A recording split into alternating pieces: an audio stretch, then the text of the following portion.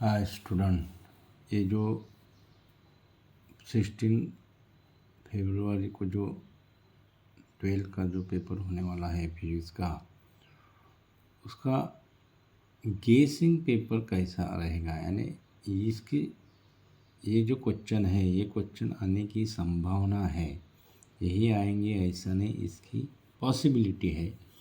तो first chapter जो है वो रोटेशनल डायनेमिक्स, उसका वेटेज 7 मार्क का है।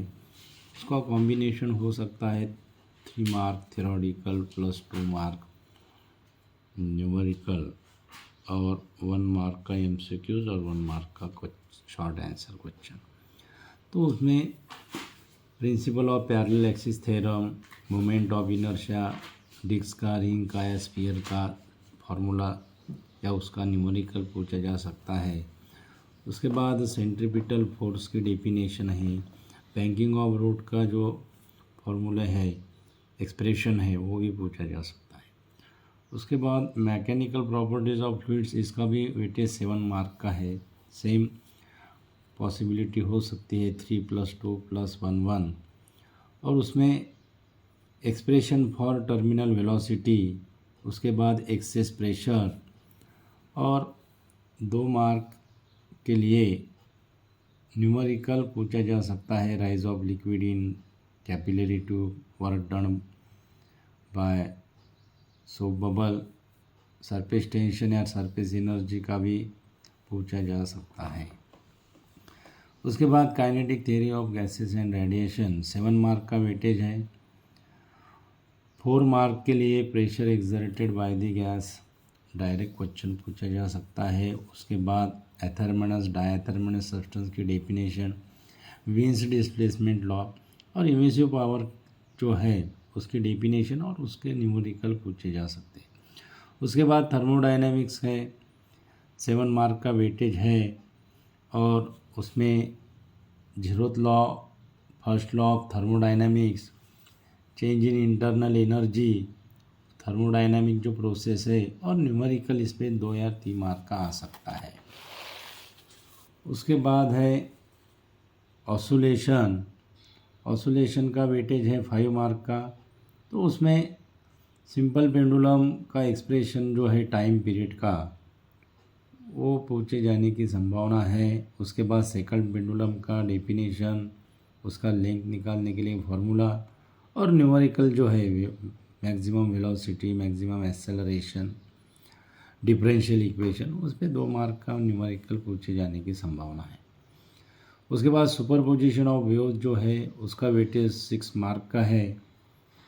इसमें एक्सप्रेशन फॉर बीट फ्रीक्वेंसी, उसके बाद equation for stationery waves, free vibration, force vibration का डेफिनेशन और डिफरेंस, और लॉज ऑफ वाइब्रेटिंग स्ट्रिंग, जो 3 जो लॉज है वो पूछे जाने की संभावना है। वेव ऑप्टिक्स का 7 मार्क का वेटेज है। इसमें reflection laws on the basis of wave theory 3 mark के लिए पूछे जाने की संभावना है। कंडीशन फॉर इंटरफेरेंस 2 मार्क का लिए। Young's double slit experiment, specially जो एक्सप्रेशन फॉर फ्रिंज विड्थ है उसका आने की संभावना है। न्यूमेरिकल जो है डिफ्रैक्शन पे या ratio of width, plane wave front, उस पर न्यूमेरिकल पूछे जाने की संभावना है। उसके बाद construction of spherical plane wave front, interference diffraction का डिफरेंस, ये पूछे जाने की ऐसी संभावना है। उसके बाद है इलेक्ट्रोस्टैटिक्स, उसका वेटेज 6 मार्क का है। तो इसमें energy stored in capacitor 3 mark का जो एक्सप्रेशन है वो पूछे जाने की संभावना है। उसके बाद capacity of parallel plate capacitor और हैंडीक्राफ्ट जनरेटर का यूज़ और उसका कंस्ट्रक्शन। उसके बाद इलेक्ट्रोस्टैटिक में इलेक्ट्रिक फील्ड इंटेंसिटी का जो एक्सप्रेशन है वो भी पूछे जाने की संभावना है। उसके बाद है करंट इलेक्ट्रिसिटी, करंट इलेक्ट्रिसिटी का वेटेज 6 मार्क का है और इसमें जो 3 मार्क के लिए जो पूछे जाने की संभावना है वो है how to convert galvanometer into ammeter और वोल्ट मीटर। उसके बाद पोटेंशियोमीटर का जो एप्लीकेशन है find the resistance of cell, और न्यूमेरिकल जो है वो 2 मार्क के लिए न्यूमेरिकल। उसके बाद है magnetic field due to electric current, 6 mark का वेटेज है।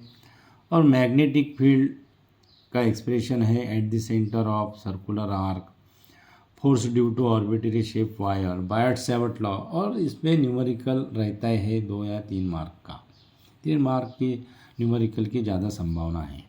उसके बाद है मैग्नेटिक मटेरियल, 5 मार्क्स का वेटेज है।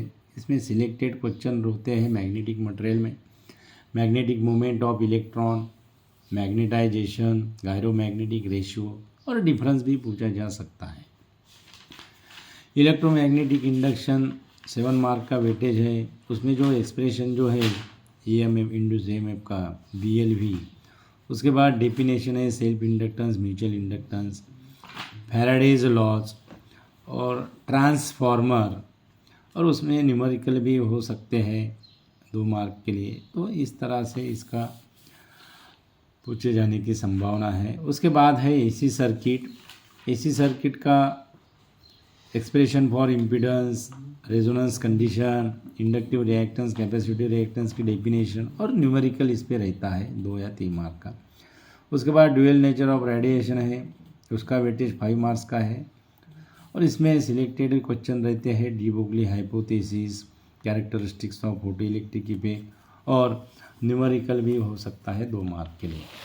उसके बाद structure of atoms and nuclei, तो इसका जो है 6 मार्क का वेटेज है।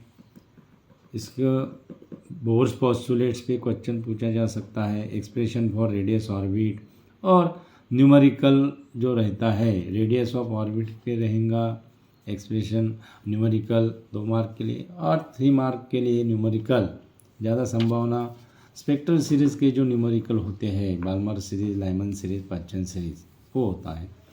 उसके बाद सेमीकंडक्टर डिवाइसेस है 5 मार्क का।